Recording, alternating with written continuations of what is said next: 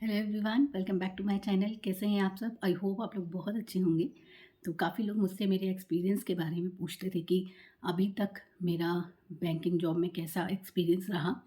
तो मैंने सोचा एक वीडियो मैं आप लोग के लिए इस पे बनाऊं, क्योंकि मैंने अपने एक्सपीरियंस कभी शेयर नहीं किया। ऐसे नॉर्मल वीडियोस में तो मैं बताती रहती हूँ, बट पर्टिकुलर उसके बारे में बताना कि क्या जॉब रोल रहा या क्या वर्क अलॉटमेंट रहता है, ये सब चीज़ें मैंने कभी डिस्कस नहीं की है। तो 2021 में मेरा सिलेक्शन हुआ था, तो आज 2026 है, मुझे 5 साल हो गए हैं। तो 5 साल में मेरा कैसा एक्सपीरियंस रहा, क्या-क्या काम मुझे मिला, कैसे किया, वो सब हम इस वीडियो में ज़रूर बातें करेंगे, तो इस वीडियो को ज़रूर देखिएगा। बाकी मेरे चैनल पे और भी वीडियोस मैंने बनाई हुई हैं, यहाँ पे जो भी आप तैयारी कर रहे हैं उससे रिलेटेड स्ट्रैटेजी हो या जो छोटी-मोटी हम गलतियाँ करते हैं, सबके बारे में वीडियोस मेरे चैनल पे अवेलेबल हैं, तो चेकआउट ज़रूर करिएगा, ठीक है? तो अब हम बात करते हैं मेरे एक्सपीरियंस के बारे में। तो जब मैंने जॉब जॉइन की थी, तब मेरी जो पोस्टिंग हुई थी जिस रीजन में थी, वहाँ पे ऑलरेडी बहुत ऑफ़िसर्स थे।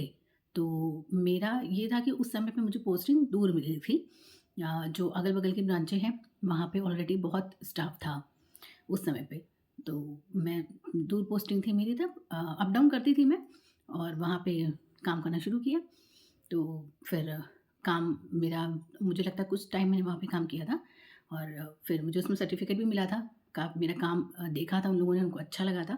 तो जब पास की ब्रांच में वैकेंसी आई, मतलब खाली हुई, कोई ऑफ़िसर का ट्रांसफ़र हुआ, तो मेरा ट्रांसफ़र फिर वहाँ पे कर दिया गया था। मैं अगर एक्सपीरियंस की बात करूँ तो किसी भी जॉब में आप देखिए, ऐसा नहीं होता कि 100% पॉज़िटिव रहेगा, 100% नेगेटिव रहेगा, मिक्स रहता है। तो मेरा भी मिक्स था, पर ओवरऑल अच्छे की तरफ ही रहा है। ऐसा बहुत हार्श नहीं हुआ है कुछ।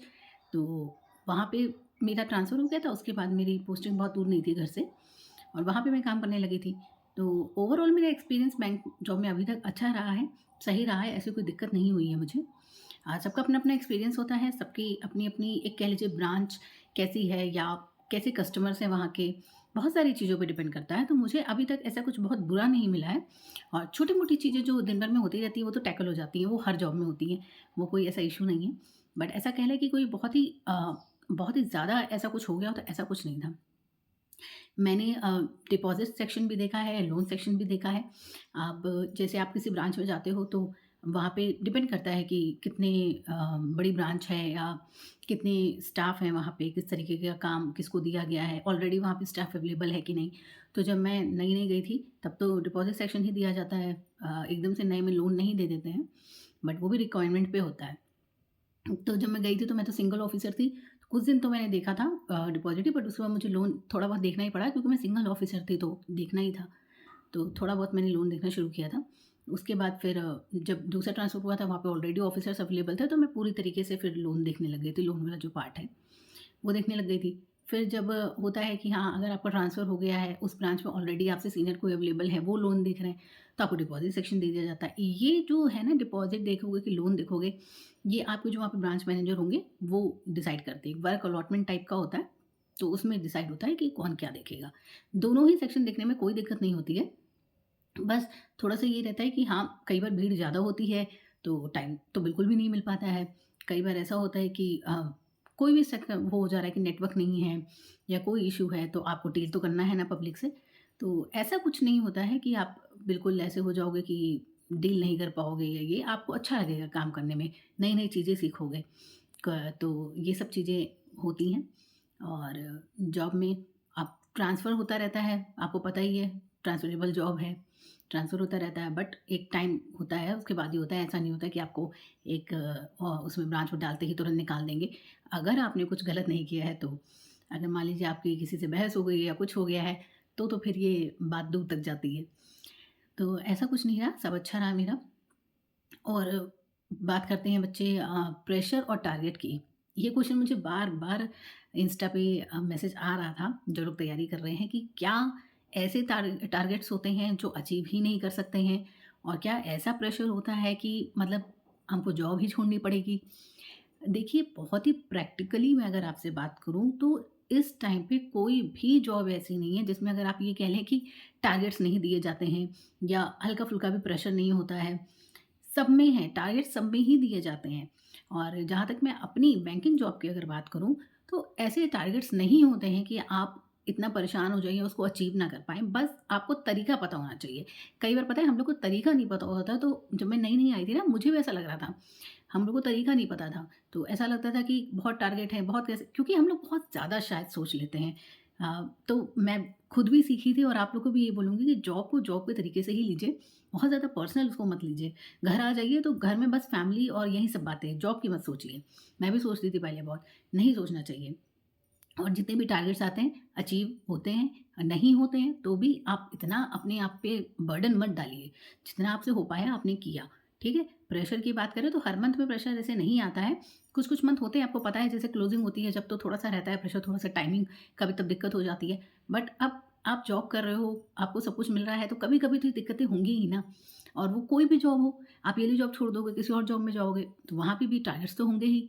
तो ऐसा नहीं है, आपको अपने आप को टैकल कर लो बस। अपने जो आप सोच रहे हो या बहुत ज़्यादा ही ओवरथिंक कर रहे हो, चीज़ों को पर्सनल ले रहे हो, तो इन सब चीज़ों को बंद कर दो बस। जितना आपसे हो पा रहा है आप उतना करो, तो ऐसा कोई इश्यू नहीं होगा। अब वही चीज़ होती है ना, सबका अपना एक्सपीरियंस होता है। कई-कई लोगों का सच में बहुत ख़राब एक्सपीरियंस रहा होता है, तो वो मैं नहीं बात कर सकती। मैं अपना बता रही हूँ बस, कि मुझे अभी तक जो ऐसी जितनी चीज़ें रही हैं, मैं उनके बारे में बात कर रही हूँ। तो ऐसा नहीं होता है। बहुत सारी चीज़ें डिपेंड करती हैं ना, कि आपके फेलो स्टाफ कैसा है, आपके मैनेजर कैसे हैं, आपको कौन-सा रीजन मिला है, आपको पोस्टिंग कहाँ मिली है। बहुत बहुत सारी चीज़ें डिपेंड करती हैं आपके एक्सपीरियंस पे।